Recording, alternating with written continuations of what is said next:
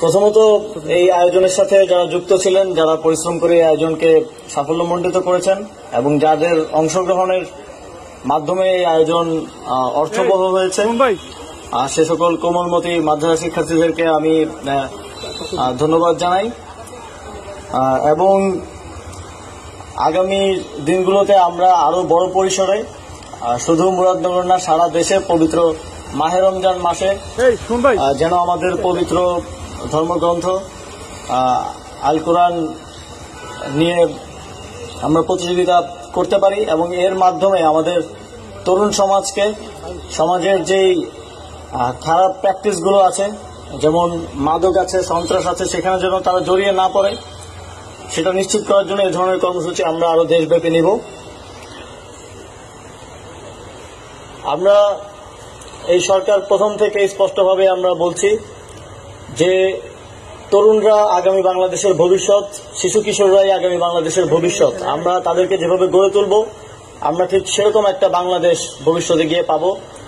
সেই উদ্দেশ্যে তরুণদেরকে মাদক থেকে দূরে নিয়ে খেলাধুলা এবং বিভিন্ন ধরনের শিক্ষা সংশ্লিষ্ট প্রতিযোগিতার মাধ্যমে একটি সুন্দর ভবিষ্যৎ প্রজন্মে গড়ে তোলার লক্ষ্যে অন্তর্বর্তীকালীন সরকার কাজ করে যাচ্ছে। জনগণের পক্ষ থেকে আপনারা তাতে সহযোগিতা করছেন, সমর্থন করছেন, সেজন্য আপনাদেরকে ধন্যবাদ। আপনারা জানেন যে কিছুদিন আগেই কোম্পানিগঞ্জে একটা ঘটনা ঘটেছে। অত্যন্ত দুঃখজনক যে এই জুলাই গণঅভ্যুত্থানে শত সহস্র শহীদের রক্তের বিনিময়ে আমরা যে স্বাধীনতার কথা বলছি, সেখানেও পূর্বের মতো বিভিন্ন উপায়ে চাঁদাবাজি, সন্ত্রাসের মতো ঘটনাগুলো চলমান আছে।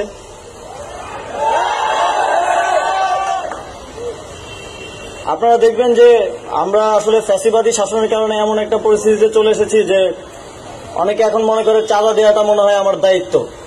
আমাকে যে কেউ এসে একটা টোকেন ধরিয়ে দিল, আমার তাকে 50 টাকা দিতে হবে, 100 টাকা দিতে হবে। আবার যারা চাঁদা নেয় তারা মনে করে যে এটা আমার অধিকার, কারণ দীর্ঘদিন ধরে তো এভাবেই চলে আসছে, এখন কেন চলবে না। কিন্তু তাদেরকে আমরা স্পষ্টভাবে একটা বার্তা দিতে চাই, জুলাই গণঅভ্যুত্থানের পরে পূর্ববর্তী আর কোনো এ ধরনের প্র্যাকটিস আর বরদাস্ত করা হবে না।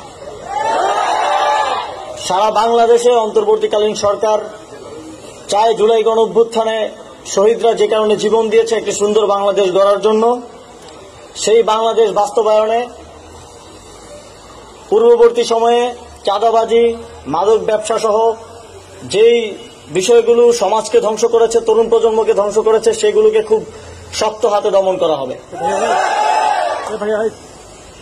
আমাদের সৌভাগ্য যে আমাদের এখানে এখনো সচেতন মানুষজন আছে যারা এই চাঁদাবাজির বিরুদ্ধে রুখে দাঁড়িয়েছে, যারা আঘাতপ্রাপ্ত হয়েও এই চাঁদাবাজির বিরুদ্ধে প্রতিবাদ করেছে।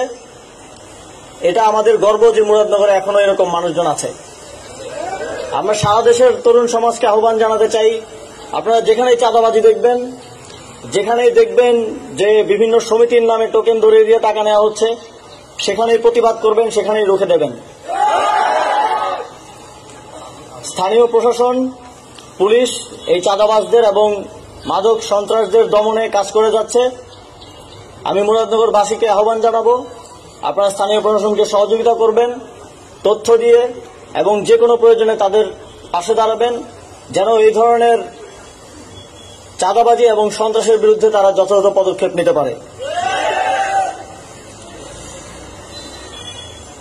সর্বোপরি আজকে এত সুন্দর একটি কর্মসূচি হাতে নেওয়ার জন্য এবং আয়োজন করার জন্য আমি মুরাদনগর উপজেলা প্রশাসনকে ধন্যবাদ জানাতে চাই এবং আপনারা যারা এই আয়োজনকে সাফল্যমণ্ডিত করেছেন, অংশগ্রহণ করেছেন, আপনাদেরকে আবারও বিশেষভাবে ধন্যবাদ জানিয়ে আমার বক্তব্য শেষ করছি।